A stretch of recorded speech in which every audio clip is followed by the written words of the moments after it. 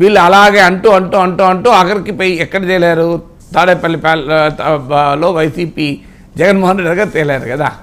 So అందువల్ల మనం విమర్శలు చేసేటప్పుడు ప్రాతిపదిక ఉండాలి కదా.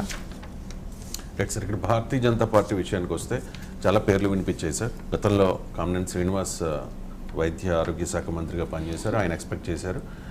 అండ్ సుజనా చౌదరి ఆయన కూడా ఎక్స్పెక్ట్ చేశారు, ఆయనకు అవకాశం దక్కలే. విష్ణు కుమార్ రాజుకు వస్తుంది అనుకున్నారు, కానీ ఆయనకు కూడా అవకాశం దక్కలే. కానీ అనూహ్యంగా సత్యకుమార్ పేరు లిస్టులో ఉంది సార్.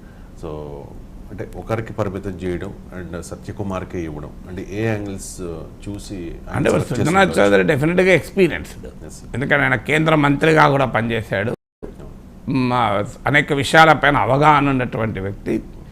సో ఈవెన్ గతంలో చంద్రబాబు నాయుడుకు చాలా సన్నిహితంగా తెలుగుదేశంలో ఉన్న సమయంలో ఉన్న వ్యక్తి, కేంద్రంలో కూడా చాలా పరిచయాలు ఉన్న వ్యక్తి, ఎందుకంటే మోడీ మంత్రివర్గంలో కూడా ఉన్నాడు కనుక ఆయన డెఫినెట్గా he would have been an asset.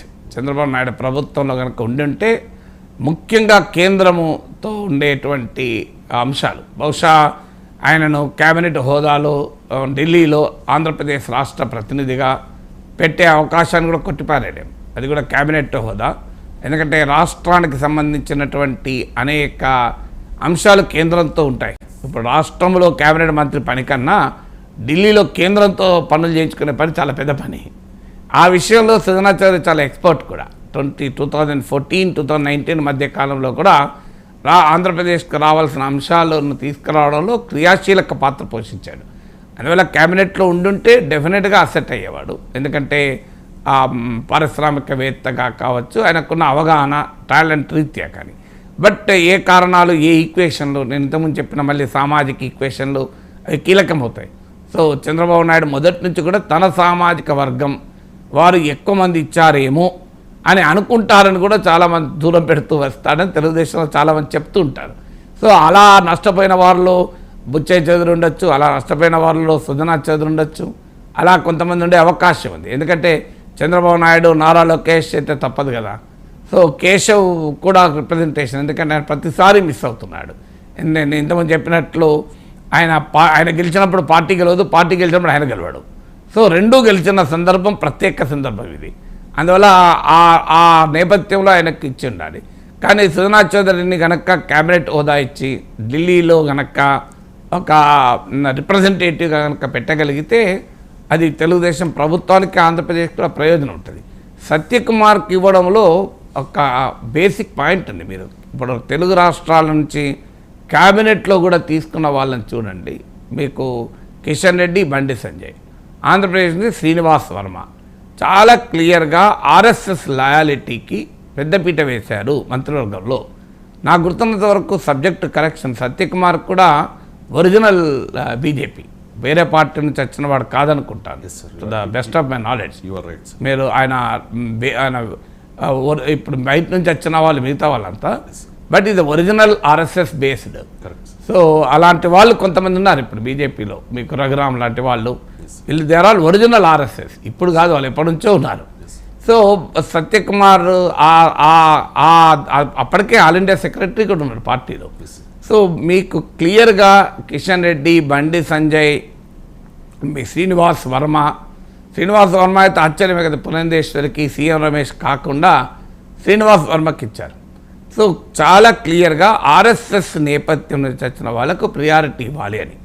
దీనికి కూడా లింక్ మనకు ఇవాళ పత్రికలో కనబడుతుంది. మీరు ఆర్గనైజర్ పత్రికలో రతన్ శారద ఆయన రాసినటువంటి వ్యాసం, ఆయన సీనియర్ ఆర్ఎస్ఎస్ మేధావి, ఆయన క్లియర్గా బీజేపీ ఓడిపోవటానికి రాసిన అనేక కారణాల్లో స్పష్టంగానే రాశారు. ఆర్ఎస్ఎస్ కార్యకర్తల అసంతృప్తి, ఆర్ఎస్ఎస్ నుంచి సహకారం సరిగా తీసుకోలేదు అని చాలా క్లియర్గా చెప్పాడు.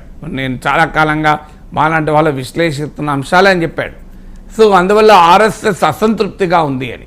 ఎందుకంటే మోహన్ భగవత్ స్పీచ్ కూడా మీరు చూస్తే చాలా క్లియర్గా ఒక్క వ్యక్తి అన్నీ తానే చేశానని చెప్పుకోవడం ప్రమాదకరము. చాలా క్లియర్గా ఇవి అంటే మోడీ చుట్టూ తిరగడం అనేది ఆర్ఎస్ఎస్ అంగీకరించడం లేదు, అది బీజేపీకి నష్టం కలిగించింది అనేది ఆర్ఎస్ఎస్ అంచనా అని. అందువల్ల ఇవాళ మీకు ఆర్గనైజర్లో రాసిన వ్యాసంలో కూడా, ఆర్గనైజర్ అనేది ఆర్ఎస్ఎస్ పత్రిక అది, so it's an official RSS organ. So ఆర్గనైజర్లో రాసిన వ్యాసంలో క్లియర్గా ఈ విషయం కూడా చెప్పారు. 20% బయటి వారికే టికెట్లు ఇవ్వడం కూడా నష్టం చేసింది. వాస్తవంగా 25% వరకు ఇచ్చారు. సో బయటి వారికి ఇవ్వడం వల్ల ఆ క్షేత్రస్థాయిలో బీజేపీ కార్యకర్తలు, ఒరిజినల్ బీజేపీ కార్యకర్తలు, ఆర్ఎస్ఎస్ కార్యకర్తలు ఆ స్థాయిలో పనిచేయలేదు అని అంగీకరించారు. ఈ విషయం నేను 3-4 నెలల నుంచి చెప్తూ వస్తున్నా. రోజు అనేకసార్లు విశ్లేషణలు చెప్పాను. ఇప్పుడు అదే విషయాన్ని చెప్పారు. అంటే క్లియర్గా ఆర్ఎస్ఎస్ ఐడియాలజికల్ పరివార్ అసంతృప్తితో ఉంది అని. బహుశా అదొక ఫ్యాక్టర్గా కూడా ఉండొచ్చు. అంటే బయటి వారికి ఇప్పుడున్న ఒకటే క్యాబినెట్ అవకాశం ఉండగా ఒరిజినల్ ఆర్ఎస్ఎస్ ఇవ్వడము అనేది ఒక ప్రాతిపదికగా పెట్టుకొని ఉంటే, ఏదో ఒక ప్రాతిపదిక పెట్టుకుంటారు. లేకపోతే ఏ ప్రాతిపదికలో ద్రోణాచార్య రావాల్సిందే కదా. సీనియర్ మంత్రి, కేంద్ర మంత్రిగా పనిచేశారు, కేంద్ర ప్రభుత్వంలో పనిచేసిన వ్యక్తి కదా.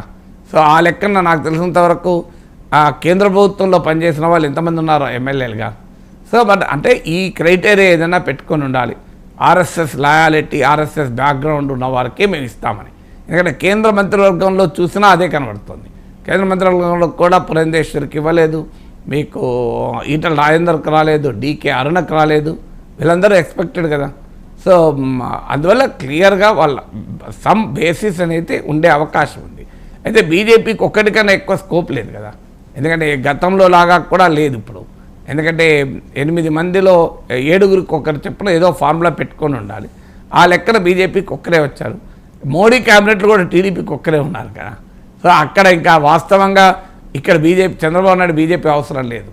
తెలుగుదేశం పార్టీ బీజేపీ అవసరం లేకపోయినా ఒక క్యాబినెట్ మంత్రి పొత్తు ధర్మంలో భాగంగా ఇచ్చారు. అక్కడైతే మోడీకి టీడీపీ అవసరం కూడా ఉంది. అవసరం ఉన్నా కూడా ఒక్కటే ఇచ్చారు కదా క్యాబినెట్లో. అది సెకండ్ సహాయ మంత్రి, అది లెక్క కిందకి రాదు. క్యాబినెట్ అనేదే ప్రాతిపదిక. మీకు రాష్ట్రంలో సహాయ మంత్రులు ఉండవు కదా. సహాయ మంత్రులు అనేది ఇప్పుడు ఇండిపెండెంట్ ఛార్జ్ ఉంటే తప్ప, ఇండిపెండెంట్ ఛార్జ్ కూడా కాదు కదా, కేవలం సహాయ మంత్రి. సహాయ మంత్రి ఇస్ నాట్ ఎ పెద్ద ఇండికేషన్ కాదు. Right sir. ఇక